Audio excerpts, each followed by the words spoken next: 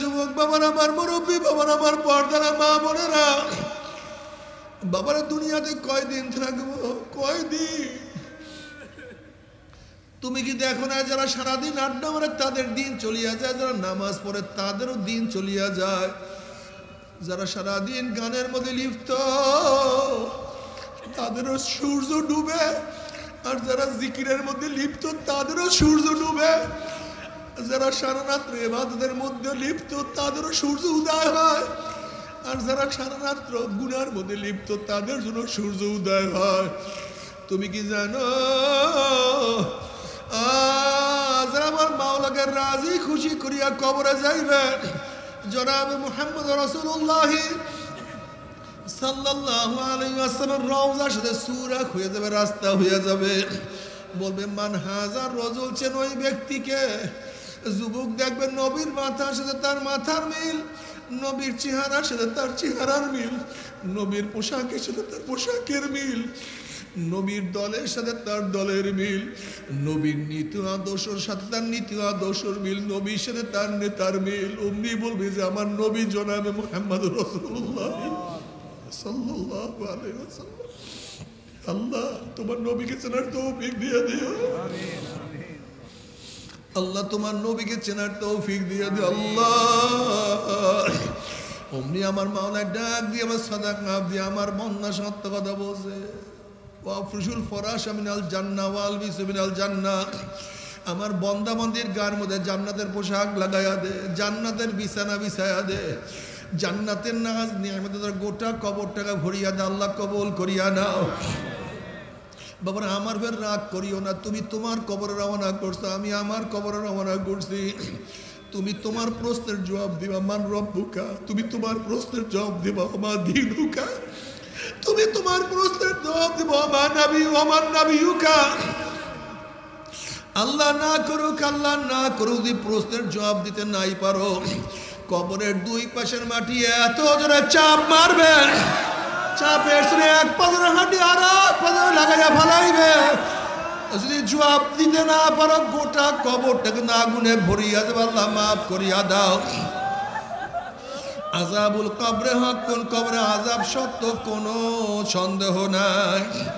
তুমি কি বাবা ওই হাদিস দেখো না, জনাবে মুহাম্মদ রাসূলুল্লাহ সাল্লাল্লাহু আলাইহি ওয়াসাল্লাম জান্নাতুল বাকির মধ্যে ঘোরেন আর কবরবাসী দেখতে আছেন। কোন কবরবাসীর অবস্থা কি?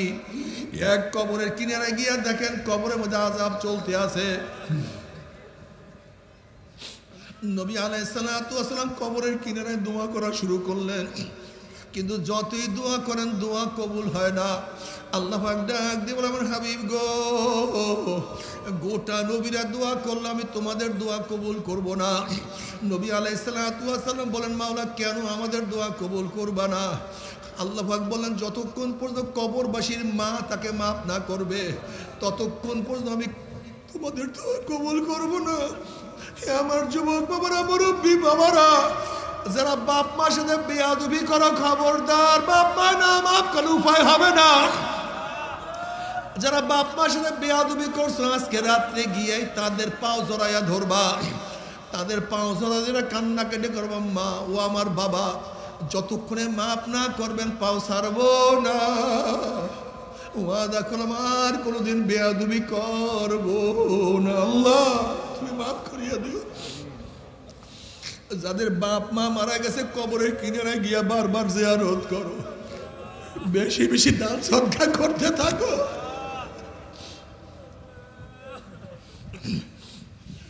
নবী আলাইহিস সালাতু ওয়াস সালাম বলেন, এক কবরবাসীর মা কে আসো, জলদি আসো, তোমার ছেলের আযাব চলতে আছে। এক বৃদ্ধা মহিলা কবরের কিনারে হাজির হয়ে গেছে। নবী আলাইহিস সালাতু ওয়াস সালাম বলেন, তোমার ছেলের আযাব হইতে আছে, তুমি তোমার ছেলেকে মাফ করিয়া দাও। মহিলা বলতেছে, আমার ছেলের আযাব চলতেছে, আমি মাওলার শুকরিয়া আদায় করতে আছি। নবী আলাইহিস সালাতু ওয়াস সালাম বলেন, আবার কেমন কথা, তোমার ছেলের আযাব চলতে তুমি শুকরিয়া আদায় করতে আসো? তখন মহিলা বলছে, ইয়া নবী আল্লাহ, ইয়া রাসূলুল্লাহ, ঘটনা শোনেন। এই বাচ্চা যখন আমার গর্ভের মধ্যে ছিল তার বাবা দুনিয়ার থেকে বিদায় হয়ে গেছে। সে জন্ম হওয়ার পরে তার চেহারার দিকে আমি তাকাইয়া রয়েছি, সে আস্তে আস্তে বড় হয় তার চেহারার দিকে তাকাইয়া থাকে। আমার সুখ সুখ দুঃখ সব তার চেহারার দিকে তাকে মিলিয়ন করাইয়া বলে, ইয়া নবী আল্লাহ, ইয়া রাসূলুল্লাহ, আমি আর কোনোদিন বিবাহ বসলে তার চেহারার দিকে তাকাইয়া থাকি। ইয়া নবী আল্লাহ, ইয়া রাসূলুল্লাহ, সে বড় হইল, আমি তাকে বিবাহ করাইলাম, কিন্তু বিবাহ করার পরে কষ্ট, আফসোস, সে এখন আমার কথা শুনে না, তার স্ত্রী যা বলে তাই সে শুনে, মনের মধ্যে খুব ব্যথা, সহ্য করতে পারি না, কিছু বলতেও পারি না। ইয়া নবী আল্লাহ, ইয়া রাসূলুল্লাহ, একদিন কি যেন তার স্ত্রী তার কানে কানে বলছে, বলার সাথে সাথে আমার ছেলে আমার মাথার উপর একটা বাড়ি মারছে, বাড়ি মারার সাথে সাথে আমার মাথাতে রক্ত বাইর হওয়া শুরু হয়ে গেছে। তখন আমি মাওলার কাছে বললাম, মাওলা হে, দুনিয়াতে আমার ছেলেকে আযাব দিলে, কষ্ট দিলে আমি সহ্য করতে পারবো না, কিন্তু কবরে নিয়ে আমার ছেলেকে তুমি ছাড়বা না। ইয়া নবী আল্লাহ, ইয়া রাসূলুল্লাহ, আমার দোয়া মাওলায় কবুল করছে, এর জন্য মাওলার শুকরিয়া আদায় করতে আসি। নবী আলাইহিস সালাতু ওয়াস সালাম চিন্তা করছেন, এই ব্যক্তি, এই মহিলা খুবই কষ্ট পাইছে, যতক্ষণ কবরে আযাব না দেখবে তার ছেলেকে মাফ করবে না। মাওলার কাছে বললাম, মাওলা হে, যতক্ষণ পর্যন্ত মহিলা তার কবর আযাব না দেখবে ততক্ষণ পর্যন্ত তাকে মাফ করবে না, তুমি তাকে একটু কবর আযাব দেখাইয়া দাও। যখনই ওই মহিলা কবর আযাব দেখা শুরু করছে, এখন চিল্লার বলে, ইয়া নবী আল্লাহ, ইয়া রাসূলুল্লাহ, আমি আমার ছেলেকে মাফ করিয়া দিলাম, মাফ করিয়া দিলাম। ইয়া নবী আল্লাহ, আযাব তো কেউ সহ্য করতে পারে না, আমার ছেলের শরীরের সমস্ত চামড়া খুলিয়া ফেলানো হয়েছে, গোটা কবরটা জাহান্নামের আগুনে ভরিয়া গেছে। ইয়া নবী আল্লাহ, তার উপরে গুর্জের বাড়ি, এই আযাব তো কেউ সহ্য করতে পারে না। আল্লাহ আল্লাহ, তুই আমাদের সবাইকে মাফ করিয়া দাও। এর জন্য আমার যুবক বাবার, আমার মুরব্বী বারা, খবরদার, বাবা মার সাথে বেয়াদবি করিও না। বাবা মার সাথে বেয়াদবি করলে কোনো উপায় হবে না। এই কবরের মধ্যে হাজার হাজার হাজার হাজার বছর থাকতে হবে, এরপরে কিয়ামতের ময়দান। আল্লাহ, তুই আমাদের সবাইকে মাফ করিয়া দাও। বালেগ হওয়ার পর থেকে মৃত্যুর আগ পর্যন্ত যত ন্যাক করছো, যত গুনাহ করছো, সমস্ত ন্যাক এবং সমস্ত গুনাহকে ওজন করা হবে। যদি ন্যাকের পাল্লা ওজন হইয়া যায়, আমার মাওলার জান্নাতের ফয়সালা করিয়া দিবে। আল্লাহ সবাইকে কবুল করিয়া নেন, আল্লাহ সবাইকে কবুল করিয়া নেন। আল্লাহ ন্যাকের পাল্লা ওজন করিয়া দিয়েন। আর যদি ন্যাকের পাল্লা হালকা হইয়া যায়, গুনার পাল্লা ভারী হইয়া যায়, আল্লাহ জাহান্নামের ফয়সালা করিয়া দিবে। আল্লাহ, তুমি আমাদের সবাইকে মাফ করিয়া দাও। তুমি কি জানো জাহান্নাম কোন জিনিস?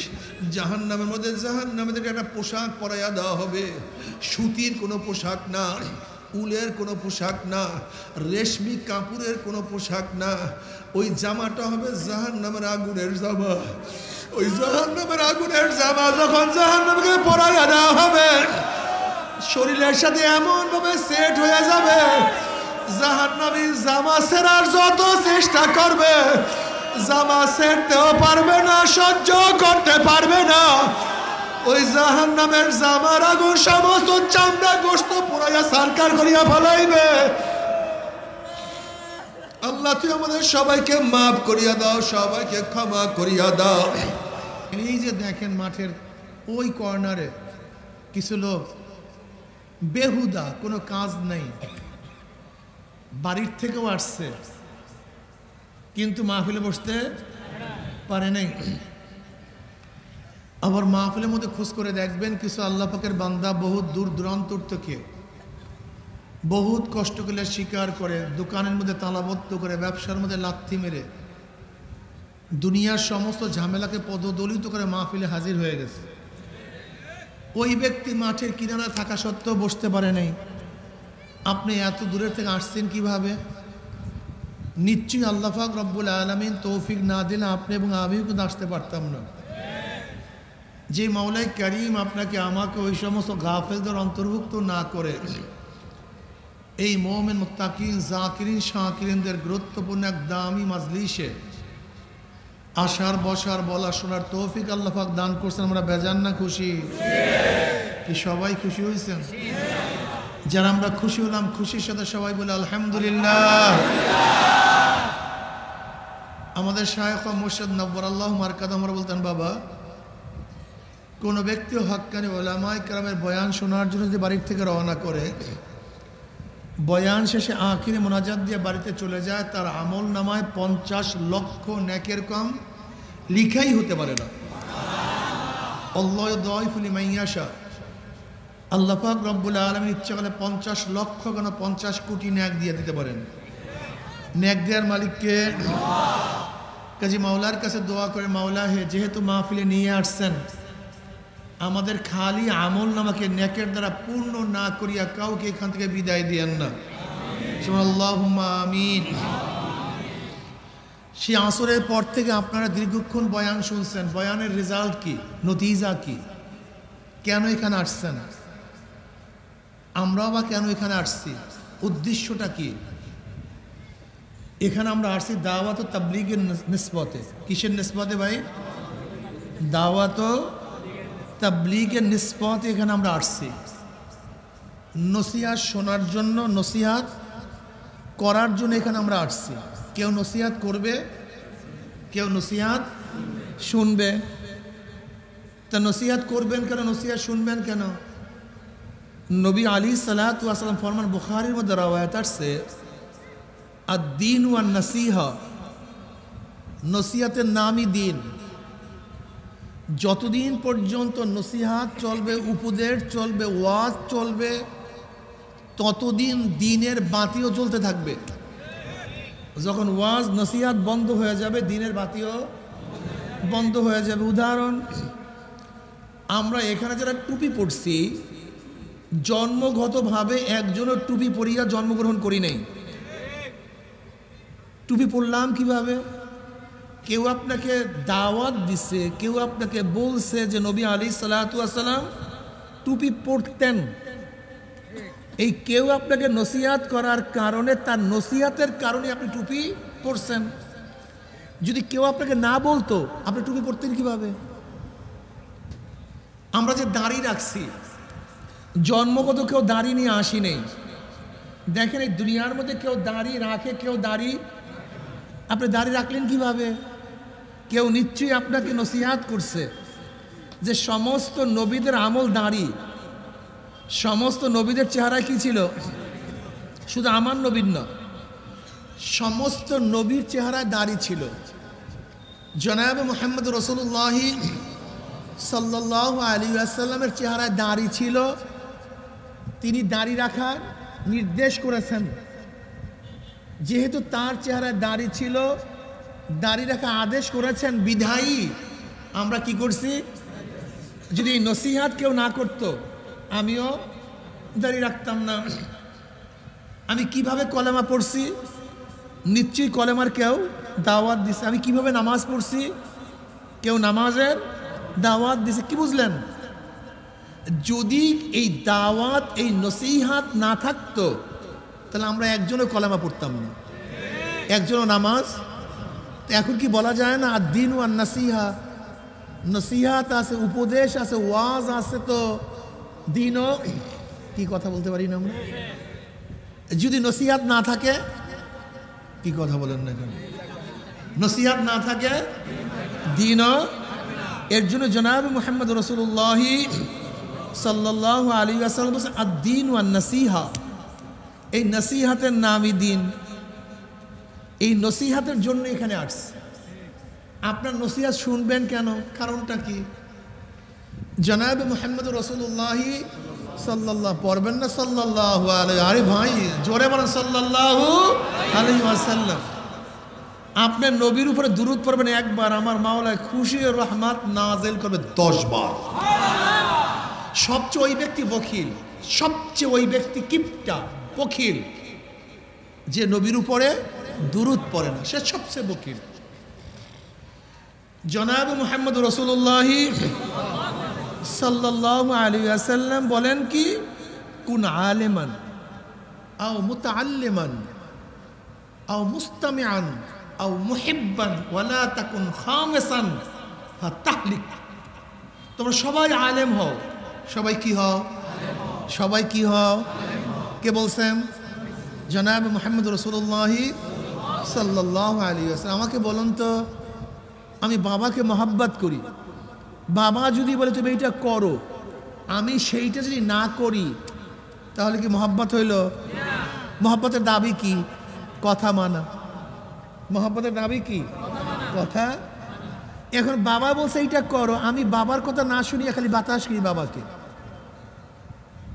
বাবাই খুশি হয়ে গেছে, ঠিক না? কি কন? এখানে বাবাই খুশি হবে কখন? যখন কথা মানবেন।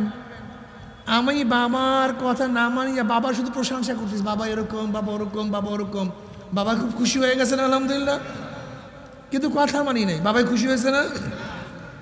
ঠিক আছে, বাবা বলছে এইটা করো, আমি বাবার কথা না মানিয়া বাবার কপালে চুমা দেই, বাবার হাতে চুম্বন দেই, বাবাই খুশি হয়ে গেছে না খুব? কথা বলেন না কেন? কেন? কারণটা কি? তা আজকেও আমাদের মধ্যে এরকম দেখা যায়, আমরা নবীর কথা মানি না, নবীর কথা শুনলে চুমা দিই। আমরা নবীর কথা মানি না, নবীর কথা শুনলে দাঁড়ায় যাই। আমরা নবীর কথা মানি না, শুধু নবীর প্রশংসা করি। যেরকম শুধু বাবার প্রশংসা করলেই বাবাই খুশি হয় না, কথা না মানলে, বাবার কপালে চুমা দিলেই বাবাই খুশি হয় না, আদেশ না মানলে, ঠিক নবীর আদেশ না মানলে শুধু প্রশংসা করলেই আমার নবী খুশি হন না। এটা মাথার মধ্যে নেন, বোঝার চেষ্টা করুন। আপনার স্ত্রীকে আপনি বলছেন এইটা করো সেইটা করো, স্ত্রী সেইটা না করিয়া শুধু স্ত্রী আপনার তারিফ করতে আছে, স্ত্রী সেইটা করতেছে, মানে আপনার আপ্যায়ন করতেছে, খেদমত করতেছে, অথচ আপনি বলতেছেন আমার পেটে ক্ষুধা, খানা দাও, সেই খবর নাই। স্বামী খুব খুশি হয়ে যাবে, ঠিক না ভাই?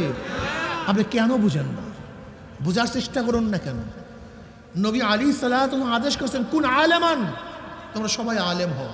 কি হও? আলেম হওয়ার সুযোগ নাই, আলেম হওয়ার সুযোগ নাই, আলেমের ছাত্র হও। আলেমের কি হও? এখন আপনারা সবাই ছাত্র, সবাই ছাত্র। এখন পড়াবো, আপনারা পড়বেন, আমি শিখাবো, আপনারা শিখবেন। যদি আলেম হওয়ার সুযোগ না হয় কি হও?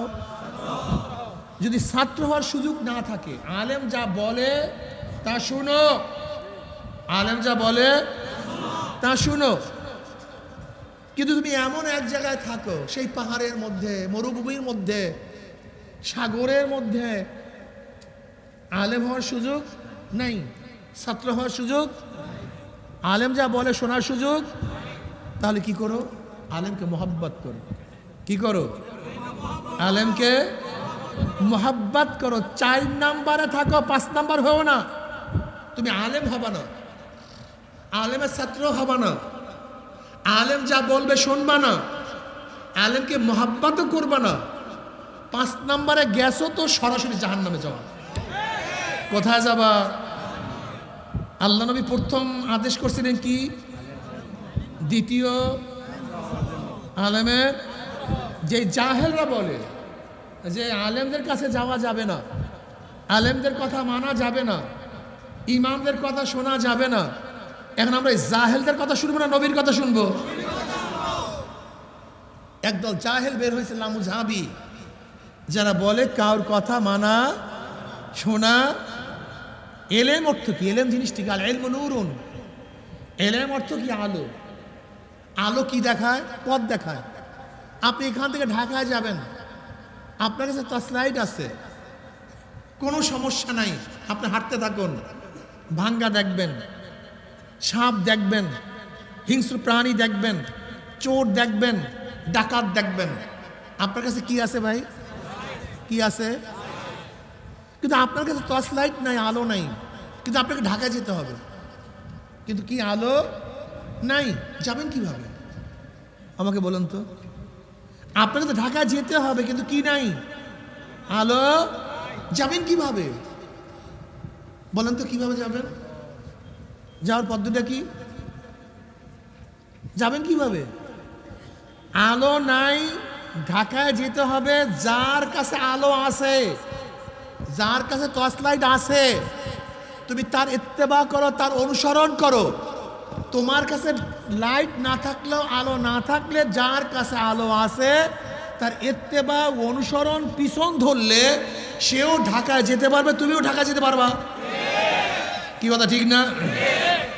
কিন্তু তোমার কাছে আলোও নেই, যার কাছে আলো আছে তার ইত্তেবা অনুসরণও করবা না, তাহলে কোথায় পড়বা? কোথায় পড়বা? ডাইরেক্ট গর্তের মধ্যে। এর জন্য নবী আলাইহিস সালাতু কি বলছেন? ওয়াত্তাবে সাবিলা মান আনাবা ইলাইয়া। ওয়াত্তাবে অনুসরণ করো। ভাই মোবাইল ধরেন না, হ্যাঁ ভাইব্রেশন দিয়ে রাখেন, দিদর মোবাইল ধরবেন না। ওয়াত্তাবে সাবিলা মান আনাবা ইলাইয়া। ওয়াত্তাবে অনুসরণ করো, তার পথ ধরো। মান আনাবা ইলাইয়া, যে আমার রাস্তা ধরছে, যে আমার পথ ধরছে, যদি তুমি তার পথ ধরতে পারো তাহলে আমার পর্যন্ত পুষিয়া যাবা। কি কথা ঠিক না? ওয়াত্তাবে সাবিলা মান আনাবা ইলাইয়া, মানে তোমার কাছে আলো নাই, যার কাছে আলো আছে তার পথ ধরো। আল্লাহ পাক কি বলেন? ইত্তাবিউ মাল্লা ইয়াসআলুকুম আজরাও ওয়া হুম মুহতাদুন। ইত্তাবিউ অনুসরণ করো, অনুকরণ করো। কাদের? যারা হেদায়েতের পরিবর্তে উজরাত চায় না, টাকা চায় না, এবং নিজে হেদায়েতের উপর আসে এমন ব্যক্তির অনুসরণ অনুকরণ তুমি করো। আল্লাহ পাক কি বলেন? ইয়া আইয়ুহাল্লাযীনা আমানুত্তাকুল্লাহ ওয়া কুনু মা'আস সাদিকিন। আল্লাহকে ভয় করো এবং সত্যবাদীদের কি হয়ে যাও? সঙ্গী হয়ে যাও। কুন আলেমান। দেখেন খুব ভালো মতো বুঝবেন, আজকে অনেকেই আমরা মনে করি হুজুর আমরা মূর্খ মানুষ, আমরা কিছু বুঝি না, কাজে আমল করব কিভাবে? তোমাকে অবশ্যই মনে রাখতে হবে জনাবে মুহাম্মদ রাসূলুল্লাহ সাল্লাল্লাহু আলাইহি ওয়াসাল্লাম বলেছেন, তলাবুল ইলমে ফরিজাতুন আলা কুল্লি মুসলিম। প্রত্যেকটা মুসলমানদের উপরে ইলম অর্জন করা ফরজ। প্রত্যেকটা মুসলমানদের উপরে ইলম অর্জন করা কি ফরজ। শোনো, কোন অপরাধী অপরাধের শাস্তি না জানিয়ে যদি অপরাধ করে, আর সে যদি জজখানায় গিয়ে বলে, জজ সাহেব এই অপরাধের এই শাস্তি আমি জানতাম না, বিদায়ী এই অপরাধ করছি, আপনি আমাকে মাফ করে দেন, তাহলে কি জজ সাহেব মাফ করবে? আমাকে বলুন তো। না, না। তুমি অপরাধের শাস্তি না জানিয়ে অপরাধ করলে তুমি অপরাধী, তোমাকে শাস্তি ভোগ করতে হবে। যারা মনে করেন যে আমরা আলেম না, আমরা ইসলাম জানি না, ইসলাম সম্পর্কে আমার জানা নাই বিধায় আমি অন্যায় করেছি, যেরকম অপরাধী অপরাধের শাস্তি না জানিয়াও অপরাধ করলে অপরাধের শাস্তি ভোগ করতে হয়, ঠিক তদ্রূপ আপনি ইসলাম সম্পর্কে না জানিয়াও ইসলামের খেলাফ করলে আপনাকে শাস্তি ভোগ করতে হবে। কারণ আপনি প্রথমেই ভুল করছেন। তলাবুল ইলমি ফরিজাতুন আলা কুল্লি মুসলিম। প্রত্যেকের উপরে ইলম অর্জন করা কি ছিল? ফরজ ছিল। আপনি সে ফরজ তর্ক করছেন, কাজে আপনাকে অবশ্যই শাস্তি ভোগ করতে হবে। কুন আলেমান আও মুতাআল্লিমান আও মুস্তামিআন। আলেমের কথা শুনো, আলেমের কথা শুনো। আও মুহিব্বান, আলেমকে মোহাব্বত করো। ফায়দাটা কি? আনাস ইবনে মালিক রাদিয়াল্লাহু ফরমান, জনাব আমি আপনাকে দ্বিতীয়বার বলছি উঠবেন না, একবার বলছি উঠবেন না, কিয়ামত পর্যন্ত বয়ান শুনবেন, আপনার হেদায়েত হবে না। এর কারণ কি জানেন? এর কারণ কি জানেন? এই যে মাইকওয়ালারা প্রতি মাহফিলেই তো মাইক দেয়, কিন্তু 1 ঘন্টা বয়ান শোনার পরে কত মানুষ দাঁড়িয়ে রাখছে, কত মানুষ নামাজ পড়ছে, কিন্তু মাইকওয়ালারা সারাদিন ওয়াজের মধ্যে মাইক দেয়, কিন্তু তারা নামাজ পড়ে না কেন? একদিন চিন্তা করছেন? তারা দাঁড়িয়ে রাখে না কেন? একদিন চিন্তা করছেন? বলেন তো কেন? হ্যাঁ, কারেক্ট, কারেক্ট। উনি আওয়াজ শুনে, উনি বয়ান শোনে না। উনি কি শোনে? কি শোনে না? এই যারা নিয়ে আসছে না ইউটিউবওয়ালারা, এরাও কি শোনে? ওনার খেয়ালই হলো বাস ওনার কলব ওই দিকে, এর জন্য হাজারো বয়ান শুনবে, ওনার কলবের মধ্যে বয়ান ঢুকবে না। আর উনি আমাকেও ক্ষতি করে, আর একজনকে ক্ষতি করে। উনি আমাকেও ডিস্টার্ব করে, আরেকজনকে ডিস্টার্ব করে। আপনি বয়ান কি মনে করছেন? যদি সমস্ত মানুষ বয়ানে হেদায়েত হয়ে যেত, প্রতিদিন বয়ান শুনে, এরপরে মানুষ নামাজ পড়ে না কেন, রোজা রাখে না কেন? আওয়াজ শুনে, বয়ান শুনে না। কি শুনে? কি শুনে না? মানে কান ভেদ কইরা কলফ পর্যন্ত বয়ান পৌঁছে না। এই জন্য এত বয়ান চলে, কোনো বয়ানে কাজ হয় না, বয়ানে কাজ হয়। এত সহজ মনে করছেন জেহেন, এত সহজ, খুব কঠিন মাসালা। যাই হোক, এই নসিহাতের নাম দিন। এই নসিহাতের নাম কি? নসিহাত চলবে, বুঝলে গেছেন এর মধ্যে, নসিহাত চলবে, নসিহাত নাই দিনও। এর জন্য বেঈমানরা যেন নসিহাত না চলে সেই ব্যবস্থা করতে চায়। ওদের জানে তো হাদিস, নসিহাত আছে তো দিন আছে, নসিহাত নাই দিন নাই। ফায়দাটা কি বলতে পারেন? আমি কেন আসছি? আমার নিয়াত যদি আমি একজনকে নসিহাত করিয়া নামাজ পড়াইতে পারি, ইবাদত করাইতে পারি, ওই ব্যক্তি জিন্দেগিতে যত নামাজ পড়বে যেই পরিমাণে ন্যাক হবে, আমার আমল নামায় মাওলা পাক ওই পরিমাণে ন্যাক লিখে দেবে। এর জন্য আসছি। আপনারা আসছেন কেন? যদি আল্লাহ পাক রব্বুল আলামিন আমাকে হেদায়েত দিয়া দেন, তাহলে আল্লাহ পাক রব্বুল আলামিন আমার মাধ্যমে যত মানুষকে হেদায়েত দিবেন ওই পরিমাণে ন্যাক আমার আমল নামা লিখে দিবেন। ঠিক আছে না? এই নিয়াতে যদি বয়ান করি, নিয়াতে বয়ান শুনি, তখন মজলিসটা কেমন হবে বলেন তো? আল্লাহ পাক আমাদেরকে কেন সৃষ্টি করেছেন? টাকা কামাই করার জন্য, ধনী হওয়ার জন্য, পীর সাহেব হওয়ার জন্য, মেম্বার হওয়ার জন্য, এমপি হওয়ার জন্য, চেয়ারম্যান হওয়ার জন্য, ঠিক না? ডিসি, এসপি, সচিব। আল্লাহ নিজেই কয়, ওমা খলাকতুল জিন্না ওয়াল ইনসা ইল্লা লিয়াবুদুন, আমি মানুষ এবং জিনকে সৃষ্টি করেছি একমাত্র আমার ইবাদতের জন্য। কার ইবাদতের জন্য? ইবাদত, আবেদ, মাবুদ।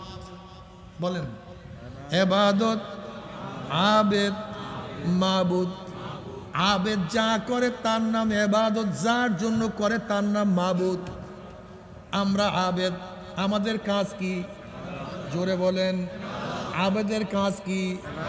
খতিবের বক্তব্যের নাম খুতবা, কাতেবের লেখনীর নাম কিতাবাত, আবেদের কাজের নাম ইবাদত। আবেদ যা কিছু করবে, কথা বলেন, তার সবই আবেদ যা কিছু করবে যার জন্য করবে মাবুদ। আল্লাহ পাক আমাদেরকে কেন বানাইছেন? কিসের জন্য? তা আমরা যে খাই, আমরা বাথরুমে যাই, আমাদের স্ত্রী আছে, আমরা ঘুমাই, আমরা কৃষি কাজ করি, আল্লাহ বানাইছে আমাদেরকে ইবাদত করার জন্য। তাই দুনিয়ার মধ্যে ঘর বানাই, কাপড় পরি, এগুলি কি হবে? এগুলি ইবাদত। জোরে বলে সুবহানাল্লাহ। ইবাদত বলা হয় মাবুদের হুকুম অনুযায়ী আবেদ যা করবে তার নাম ইবাদত। মাবুদের হুকুম অনুযায়ী আবেদ যা কিছু করবে তার নাম ইবাদত। এইটা বুঝাবার জন্য আমি সুন্দর একটা ঘটনা বয়ান করবো। এই ঘটনা বুঝবে ইবাদত কাকে বলা হয়। দুই বন্ধু, এক বন্ধু বিকলাঙ্গ আর এক বন্ধু গরিব, নদীর এপারে ওপারে থাকে। যেই বন্ধু বিকলাঙ্গ সে কাশপের মাধ্যমে জানতে পারছে তার উপরের বন্ধু 3 দিন পর্যন্ত খানা খায় নাই। ওই বিকলাঙ্গ বন্ধু তার স্ত্রীকে বলছে, যাও আমার স্ত্রী, আমার বন্ধু 3 দিন পর্যন্ত খানা খায় নাই, তাকে গিয়া খানা খাওয়াই আসো। স্ত্রী বলতে আছে, আমি নদী কিভাবে পার হব? তার স্বামী বলতে, যাও তুমি নদীর পারে গিয়া বলবা, মাওলা হে, তুমি তোমার ওই বন্দার উসিলায় নদী পার করিয়া দাও, যে 40 বছর পর্যন্ত স্ত্রী ব্যবহার করে নাই। এখন স্ত্রী চিন্তা করতে আছে, সে আমার স্বামী, সে আমাকে ব্যবহার করছে কি করে না সেও জানে, আমিও জানি, তার ঘরে কত সন্তান, অথচ সে বলতে আছে 40 বছর পর্যন্ত সে স্ত্রী ব্যবহার করে নাই। কিন্তু স্ত্রীর আকীদা ছিল, বিশ্বাস ছিল, আমার স্বামী একজন আল্লাহর ওলি। সে নদীর পারে গিয়া বলছে, মাওলা হে, তুমি তোমার ওই বন্ধুর উসিলায় নদী পার করিয়া দাও, যে 40 বছর পর্যন্ত স্ত্রী ব্যবহার করে নাই। আল্লাহর কি কৃষ্ণা, নদীর পানি শক্ত হয়ে গেছে, সে নদী পানি দিয়া চলিয়া গেছে। গিয়া দেখে তার বন্ধু আসলে 3 দিন পর্যন্ত খানা খায় নাই। পর্দার আড়ালে গিয়া তার বন্ধুকে খানা খাওয়াইলো। খানা খাওয়াবার পরে বলতে আছে, আমি এখন কিভাবে নদী পার হব? বলে, তুমি কিভাবে নদী পার হইছ? বলে আপনার বন্ধু শিখাইয়া দিছে মাওলা হে তুমি তোমার ওই বন্ধুর উসিলায় নদী পার করিয়া দাও যে 40 বছর পর্যন্ত স্ত্রী ব্যবহার করে নাই। এবার তার বন্ধু গিয়া বলতে যাও তুমি নদীর পারে গিয়া বলবা আল্লাহ তুমি ওই তোমার ওই বন্ধুর উসিলায় নদী পার করিয়া দাও যে 40 বছর পর্যন্ত খানা পিনা করে নাই। এবার ওই মহিলা আরো আশ্চর্য হয়ে গেছে, আগে পরে তো খানা খাইছে খোদ আমার সামনে এই মাত্র খানা খাইলো, দেখি এক মিথ্যা বলিয়া নদী পার হইয়া আসছি, আর এক মিথ্যার অবস্থা কি হয়। সে নদীর পারে গিয়া বলছে মাওলা হে তুমি তোমার ওই বন্ধুর উসিলায় নদী পার করিয়া দাও যে 40 বছর পর্যন্ত খানা পিনা করে নাই। আল্লাহর কি কৃষ্ণা, নদীর পানি শক্ত হয়ে গেছে, সে নদী পানি দিয়া চলিয়া গেছে। এবার স্ত্রী গিয়া স্বামীর কাছে বলতেছে স্বামী আপনি আমার স্ত্রী, আপনি আপনার স্বামী, আমি আপনার স্ত্রী, আপনি আমাকে ব্যবহার করেন কি করেন না আপনিও জানেন আমিও জানি, কিন্তু আপনি একটা মিথ্যা শিক্ষা দিয়ে দিয়েছেন যে 40 বছর পর্যন্ত আমাকে ব্যবহার করেন নাই, অথচ মিথ্যা বলার কারণে আমি নদী পাড়ি দিয়া চলিয়াও গেলাম। আপনার বন্ধুতে আগে পরে খানা খাইছে, আবার আমার সামনেও খানা খাইছে, আবার বলছে 40 বছর পর্যন্ত খানা খায় নাই। একটা মিথ্যা বলার কারণে আমিও নদী পাড়ি দিয়া চলিয়ে আসলাম, এর ভেদটা কোথায়? তখন তার স্বামী বলতেছে আমার স্ত্রী আমিও মিথ্যা কথা বলি না, আমার বন্ধু মিথ্যা কথা বলে নাই। আসলে তুমি বাহ্যিক কথা বুঝছো, ভিতরের কথা বুঝো নাই। আমরা দুই বন্ধু 40 বছর আগে পীরের কাছে বয়াত হয়েছি। আমার পীর সাহেব আমাকে বলছে বাবা যা কিছু করো রেজায় মাওলার জন্য করিও, আল্লাহ সন্তুষ্টির জন্য করিও, আল্লাহর হুকুম পালন করার জন্য করিও। তখন নিয়াত করছে আল্লাহ পাকের সন্তুষ্টি ব্যতীত, আল্লাহ পাকের হুকুম ব্যতীত আমি কিছুই করব না। হে আমার স্ত্রী দেখো আমি তোমার সাথে মেলামেশা করি আমার শারীরিক চাহিদা মিটাবার জন্য নয়, আমার নিজের গরজে নয়, বরং আল্লাহ পাক রব্বুল আলামিন বলছেন বাশিরুহুন্না, তোমরা স্ত্রী ব্যবহার করো। যদি আল্লাহ পাক রব্বুল আলামিন স্ত্রী ব্যবহার করার হুকুম না করতেন, আল্লাহর কসম নিজের চাহিদা মিটাবার জন্য আমি কোনোদিন বিবাহ করতাম না। আমার কথার ভেদ ছিল মাওলা হে তুমি তোমার ওই বন্দার উসিলায় নদী পার করিয়া দাও যে নিজের চাহিদা মিটাবার জন্য বিবাহ করে নাই, বরং তোমার হুকুম পালন করার জন্য বিবাহ করছে। আমার মাওলা হে যে নিজের স্বাস্থ্য বাড়াবার জন্য, নিজের হায়াত বাড়াবার জন্য, নিজের পেট পুরাবার জন্য, জবানের স্বাদ বাড়াবার জন্য যে খানা খায় না, বরং তোমার হুকুম পালন করার জন্য খানা খায়। আল্লাহ পাক বলছে কুলু ওয়াশরাবু, তোমরা খাও এবং পান করো। আমার বন্ধুর কথা ছিল মাওলা হে যে নিজের চাহিদা মিটাবার জন্য খানা খায় না, বরং তোমার হুকুম পালন করা, কুলু ওয়াশরাবু, তোমরা খাও এবং পান করো। যদি আল্লাহ পাক রব্বুল আলামিন খাওয়া এবং পান করার হুকুম না করতেন, আল্লাহর কসম শুধু স্বাস্থ্য ভালো করার জন্য আমার বন্ধু কোনোদিন খানা খাইতেন না। তাহলে খানা খাওয়াও ইবাদত, পান করাও ইবাদত, স্ত্রী ব্যবহার করাও ইবাদত, শুধু ইবাদতই না। জনাব মুহাম্মদ রাসূলুল্লাহ সাল্লাল্লাহু আলাইহি ওয়াসাল্লাম বলছেন কেউ যদি হালালভাবে স্ত্রীর সাথে মেলামেশা করে তার সওয়াব হয়ে যাবে।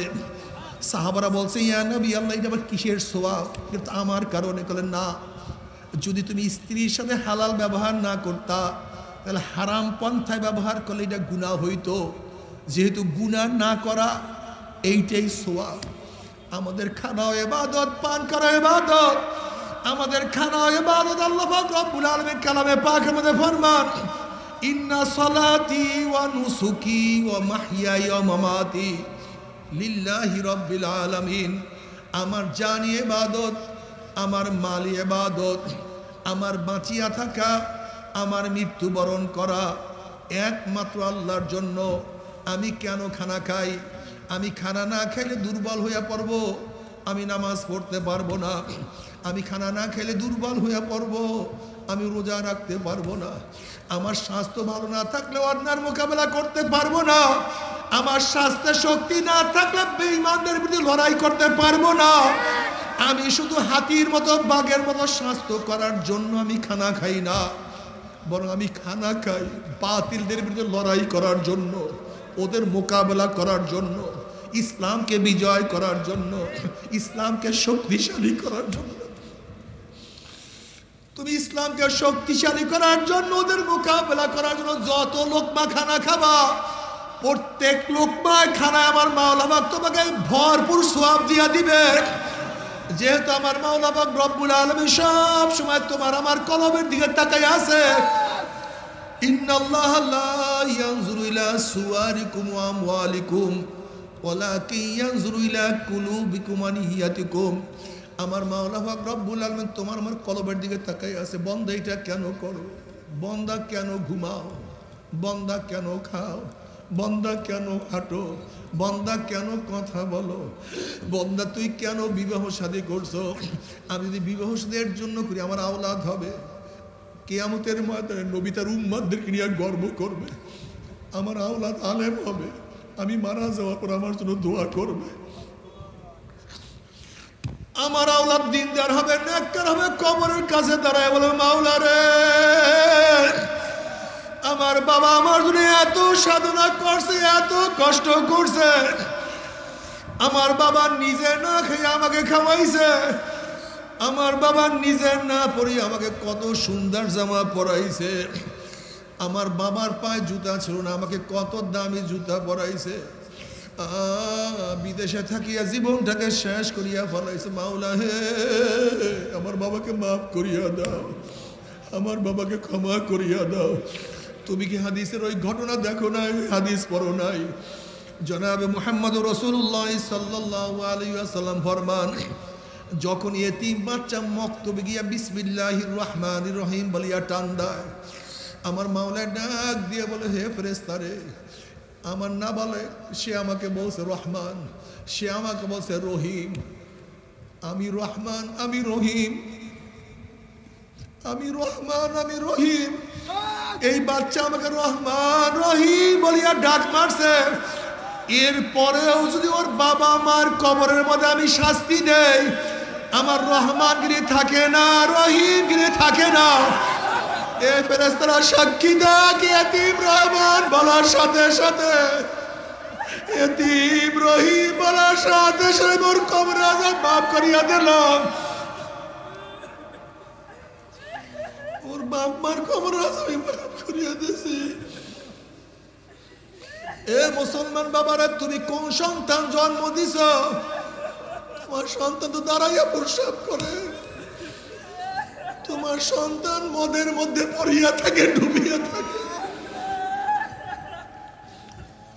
তোমার সন্তান জুয়ার মধ্যে ব্যস্ত, তোমার সন্তান গুনার মধ্যে লিপ্ত। তুমি কি জানো কি সন্তান জন্ম দিছ? কিয়ামতের ময়দানে সন্তানরা বলবে মাওলা হে, যেই বাপ মার কারণে আমি জাহান্নামী হয়ে গেছি, ওই বাপ মাকে নিয়ে আসো, ওদেরকে পায়ের মধ্যে ডলিয়া পাড়াইয়া তারপর আমি জাহান্নামে যাব।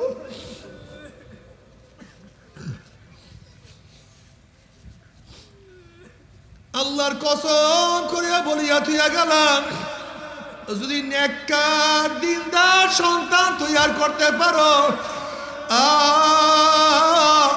তুমি কি হাদিসের মধ্যে দেখো নাই, জান্নাতীরা যখন জাহান্নামীদের কাতারের মধ্যে থেকে হাঁটতে থাকবেন, অমনি জাহান্নামীদের কাতারের মধ্য থেকে জান্নাতীরা বলে আব্দুল্লাহ ভাই কই যাও? ও আমার ছেলে, তুই কই যাও? তখন ছেলে বলবে আব্বু আমি তো জান্নাতে যাই। তখন ওই ছেলেকে বাবা ডাক দিয়া বলবে, ছেলে তুই কি দেখোস না আমি জাহান্নামের কাতারে দাঁড়াইয়া গেছি, তুই জান্নাতে যাস আর আমি জাহান্নামের কাতারে দাঁড়াইয়া গেছি, তুই কি দেখোস না? আমার ছেলে তোর জন্য কত চেষ্টা করছি, কত সাধনা করছি, তুই মাদ্রাসায় পড়াশোনা করছ, আমি তোকে কত টাকা পাঠাইয়া দিছি, তোকে ভালো খাওয়াবার জন্য কত চেষ্টা করছি, আজকে তোর বাবা জাহান্নামের কাতারে দাঁড়াইয়া গেছে। অমনি ছেলে বাবার হাতখানা খপ করে ধরবে, ধরিয়া টানিয়া টানিয়া আমার মাওলার কাছে নিয়ে যাবে, বলবে মাওলা রে, আমার বাপ মাকে যদি তুমি মাফ না করো, জান্নাতে না দাও, আমি জান্নাতে যাব না।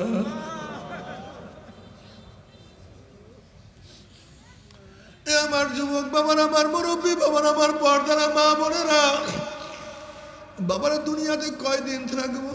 কয়দিন? তুমি কি দেখো না যারা সারাদিন আড্ডা মারে তাদের দিন চলিয়া যায়, যারা নামাজ পড়ে তাদেরও দিন চলিয়া যায়, যারা সারাদিন গানের মধ্যে লিপ্ত তাদেরও সূর্য ডুবে, আর যারা জিকিরের মধ্যে লিপ্ত তাদেরও সূর্য ডুবে, যারা সারা রাত্র ইবাদতের মধ্যে লিপ্ত তাদেরও সূর্য উদয় হয়, আর যারা সারা রাত্র গুনার মধ্যে লিপ্ত তাদের জন্য সূর্য উদয় হয়। তুমি কি জানো যারা আমার মাওলাকে রাজি খুশি করিয়া কবরে যাইবেন, জনাবে মুহাম্মদ রাসূলুল্লাহ সাল্লাল্লাহু আলাইহি ওয়াসাল্লাম রওজার সাথে সুরাক হয়ে যাবে, রাস্তা হয়ে যাবে। বলবে মান হাজার রজুল, চেন ওই ব্যক্তিকে। যুবক দেখবে নবীর মাথার সাথে তার মাথার মিল, নবীর চেহারার সাথে তার চেহারার মিল, নবীর পোশাকের সাথে তার পোশাকের মিল, নবীর দলের সাথে তার দলের মিল, নবীর নীতি আদর্শের সাথে তার নীতি আদর্শের মিল, নবীর সাথে তার নেতার মিল। অমনি বলবে যে আমার নবী জনাবে মুহাম্মদ রাসূলুল্লাহ সাল্লাল্লাহু আলাইহি ওয়াসাল্লাম। আল্লাহ তোমার নবীকে চেনার তৌফিক দিয়ে দিও, আল্লাহ তোমার নবীকে চেনার তৌফিক দিয়ে দিও আল্লাহ। অমনি আমার মাওলা ডাক দিয়ে আমার সাদাক নাব দিয়ে আমার বন্যা সত্য কথা বলছে, ওয়াফরুশুল ফরাশ মিনাল জান্নাহ ওয়াল বিসু মিনাল জান্নাহ। আমার বন্দা মন্দির গার মধ্যে জান্নাতের পোশাক লাগাইয়া দে, জান্নাতের বিছানা বিছাইয়া দে, জান্নাতের নাজ নিয়ামতের গোটা কবরটাকে ভরিয়া দে, আল্লাহ কবুল করিয়া নাও। বাবার আমার ফের রাগ করিও না, তুমি তোমার কবরে রওনা করছো, আমি আমার কবরে রওনা করছি। তুমি তোমার প্রশ্নের জবাব দিবা, মান রব্বুকা, তুমি তোমার প্রশ্নের জবাব দিবা, মা দীনুকা, তুমি তোমার প্রশ্নের জবাব দিবা, মা নবী আমার নবীকা। আল্লাহ না করুক, আল্লাহ না করুক, যদি প্রশ্নের জবাব দিতে নাই পারো, কবরের দুই পাশের মাটি এত জোরে চাপ মারবে, চাপের শুনে এক পাজরে হাঁটি আর এক পাজরে লাগাইয়া ফালাইবে। যদি জবাব দিতে না পারো গোটা কবরটাকে না আগুনে ভরিয়া দেবে, আল্লাহ মাফ করিয়া দাও। আযাবুল কবরে হক, কোন কবরে আযাব সত্য, কোনো সন্দেহ নাই। তুমি কি বাবা ওই হাদিস দেখো না, জনাবে মুহাম্মদ রাসূলুল্লাহ সাল্লাল্লাহু আলাইহি ওয়াসাল্লাম জান্নাতুল বাকির মধ্যে ঘোরেন আর কবরবাসী দেখতে আছেন। কোন কবরবাসীর অবস্থা কি? এক কবরের কিনারে গিয়া দেখেন কবরের মধ্যে আযাব চলতে আছে। নবী আলাইহিস সালাতু ওয়াস সালাম কবরের কিনারে দোয়া করা শুরু করলেন, কিন্তু যতই দোয়া করেন দোয়া কবুল হয় না। আল্লাহ পাক ডাক দিয়ে বলে, আমার হাবিব গো, গোটা নবীরা দোয়া করলে আমি তোমাদের দোয়া কবুল করব না। নবী আলাইহিস সালাতু ওয়াস সালাম বলেন, মাওলা কেন আমাদের দোয়া কবুল করবা না? আল্লাহ পাক বলেন, যতক্ষণ পর্যন্ত কবরবাসীর মা তাকে মাফ না করবে ততক্ষণ পর্যন্ত আমি তোমাদের দোয়া কবুল করব না। হে আমার যুবক বাবারা, মুরব্বী বাবারা, যারা বাপ মার সাথে বেয়াদবি করো খবরদার, বাপ মা না মাফ করলে উপায় হবে না। যারা বাপ মার সাথে বেয়াদবি করছো আজকে রাত্রে গিয়ে তাদের পাও জড়াইয়া ধরবা, তাদের পাও জড়াইয়া কান্না কেটে করবা, মা ও আমার বাবা, যতক্ষণে মাফ না করবেন পাও ছাড়বো না।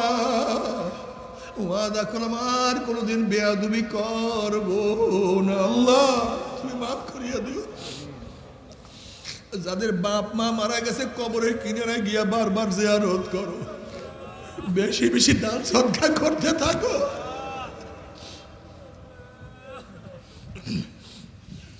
নবী আলাইহিস সালাতু ওয়াস সালাম বলেন, এক কবরবাসীর মা কে আসো, জলদি আসো, তোমার ছেলের আযাব চলতে আছে। এক বৃদ্ধা মহিলা কবরের কিনারে হাজির হয়ে গেছে। নবী আলাইহিস সালাতু ওয়াস সালাম বলেন, তোমার ছেলের আযাব হইতে আছে, তুমি তোমার ছেলেকে মাফ করিয়া দাও। মহিলা বলতেছে, আমার ছেলের আযাব চলতেছে, আমি মাওলার শুকরিয়া আদায় করতে আছি।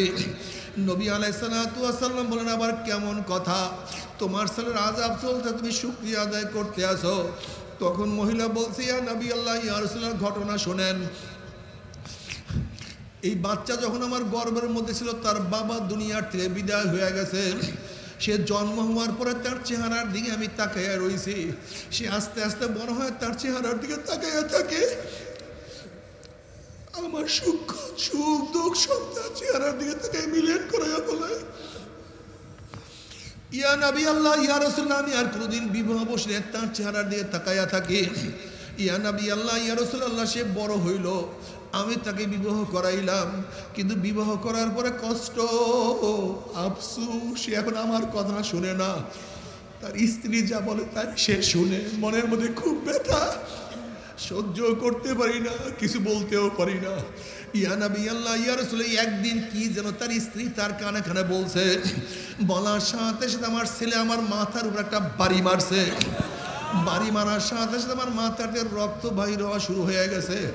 তখন আমি মাওলার কাছে বললাম, মাওলা হে, দুনিয়াতে আমার ছেলেকে আযাব দিলে, কষ্ট দিলে আমি সহ্য করতে পারবো না, কিন্তু কবরে নিয়ে আমার ছেলেকে তুমি ছাড়বা না।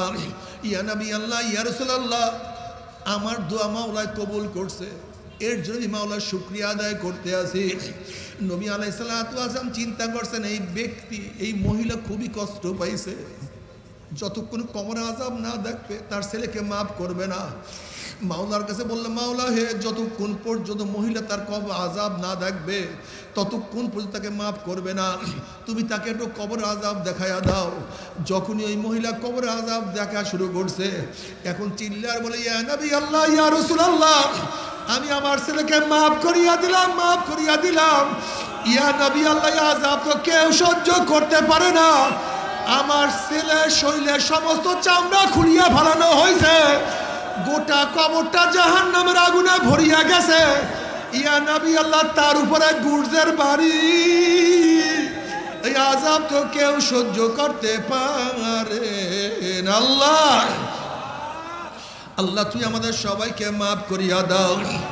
এর জন্য আমার যুবক বাবার, আমার মুরব্বী বাবা, খবরদার, বাবা মার সাথে বেয়াদবি করিও না। বাবার মার সাথে বেয়াদবি করলে কোনো উপায় হবে না। এই কবরের মধ্যে হাজার হাজার হাজার হাজার বছর থাকতে হবে, এরপরে কিয়ামতের ময়দান। আল্লাহ, তুই আমাদের সবাইকে মাফ করিয়া দাও। বালেগ হওয়ার পর থেকে মৃত্যুর আগ পর্যন্ত যত ন্যাক করছো, যত গুনাহ করছো, সমস্ত ন্যাক এবং সমস্ত গুনাহকে ওজন করা হবে। যদি ন্যাকের পাল্লা ওজন হইয়া যায়, আমার মাওলার জান্নাতের ফয়সালা করিয়া দিবে। আল্লাহ সবাইকে কবুল করিয়া নেন, আল্লাহ সবাইকে কবুল করিয়া নেন। আল্লাহ ন্যাকের পাল্লা ওজন করিয়া দিয়েন। আর যদি ন্যাকের পাল্লা হালকা হইয়া যায়, গুনার পাল্লা ভারী হইয়া যায়, আল্লাহ জাহান্নামের ফয়সালা করিয়া দিবে। আল্লাহ, তুমি আমাদের সবাইকে মাফ করিয়া দাও। তুমি কি জানো জাহান্নাম কোন জিনিস? জাহান্নামের মধ্যে জাহান্নামের একটা পোশাক পরাইয়া দেওয়া হবে, সুতির কোনো পোশাক না, উলের কোনো পোশাক না, রেশমি কাপড়ের কোনো পোশাক না। ওই জামাটা হবে জাহান্নামের আগুনের জামা। ওই জাহান্নামের আগুনের জামা যখন জাহান্নামকে পরাইয়া দেওয়া হবে, শরীরের সাথে এমন ভাবে সেট হয়ে যাবে, জাহান্নামী জামা ছেড়ার যত চেষ্টা করবে, জামা ছেড়তেও পারবে না, সহ্য করতে পারবে না। ওই জাহান্নামের জামার আগুন সমস্ত চামড়া গোশত পুরাইয়া সারকার করিয়া ফেলাইবে। আল্লাহ, তুই আমাদের সবাইকে মাফ করিয়া দাও, সবাইকে ক্ষমা করিয়া দাও। ও আমার যুবক বাবারা, আমার মুরব্বী বাবারা, ও আমার পর্দালে মা বোনেরা, আমার শেষ বয়ানটা খুব ভালো মতো মনে রাখার চেষ্টা করিও। বাবারে মুরুক্ষ থাকার জন্য চেষ্টার প্রয়োজন হয় না, ভালো শিক্ষিত হওয়ার জন্য চেষ্টার প্রয়োজন। জেলখানায় যাওয়ার জন্য সাধনা করার দরকার হয় না, বালাখোনা ওঠার জন্য সাধনার প্রয়োজন হয়। জঙ্গল ফলাবার জন্য চেষ্টার প্রয়োজন হয় না, ফসল ফলাবার জন্য চেষ্টার প্রয়োজন হয়। জাহান্নামে যাওয়ার জন্য চেষ্টার দরকার হয় না, কিন্তু জান্নাতে যাওয়ার জন্য চেষ্টা লাগবে, সাধনা লাগবে।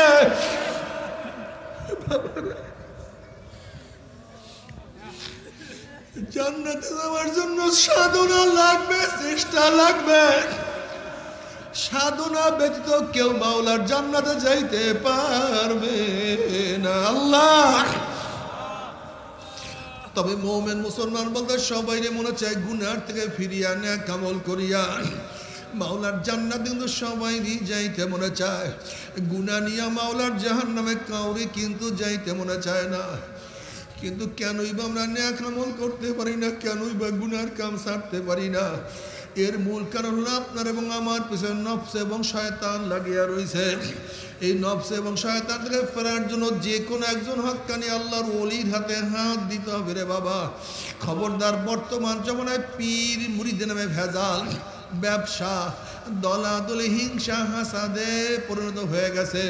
সমস্ত আল্লাহর ওলির একমত যেই পীরের 5 জন মুরিদের মধ্যে কমপক্ষে 3 জনকে দেখবেন আলহামদুলিল্লাহ সুন্নাত মাফিক আমল আখলাক মজবুত হইয়া যাইতে আছে, গুনার কাম ছাড়তে আছে, নেকের আমল ধরতে আছে, কলম নরম হইয়া চোখে পানি আসতে আছে।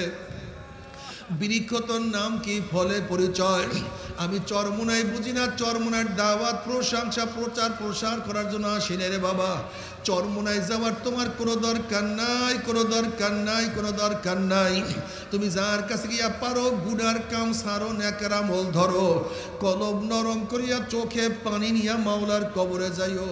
যেরকম দুনিয়ার ঘরে আগুন লাগলে পানি সারা নিবানো যায় না, ঠিক তদ্রুপ তোমার এবং আমার গুনার দ্বারা যেই জাহান্নামের আগুন জ্বলিয়া রইছে, চোখের পানি ওসার জাহান্নামের আগুন নিবানো সম্ভব না।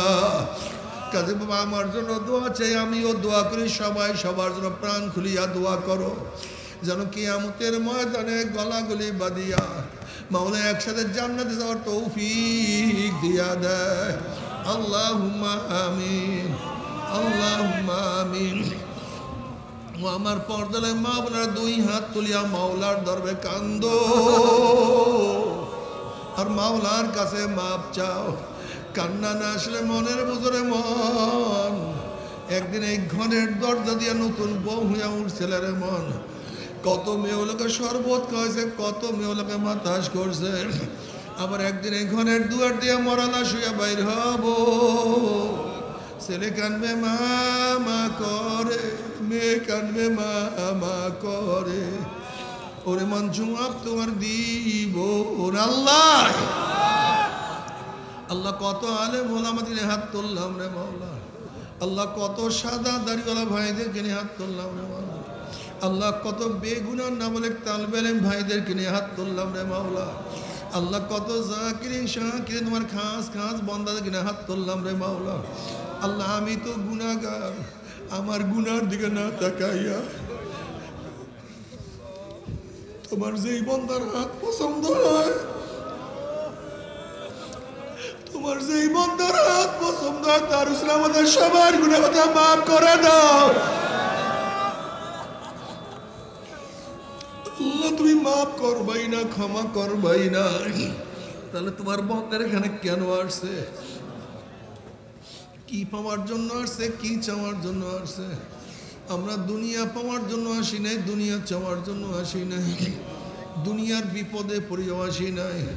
কেউ নামাজ কাজা করিয়া ফেলাইছি, কেউ রোজা সারিয়া দিছি, কেউ বিপদ অপকর্মের মধ্যে লিপ্ত হয়ে গেছে, কেউ হারাম কবিরা গুনাহ করিয়া ফেলাইছি। আল্লাহ আমরা জাহান্নামের কাজ করিয়া ফেলাইছি। আল্লাহ জাহান্নামের খাতার থেকে, জাহান্নামের খাতার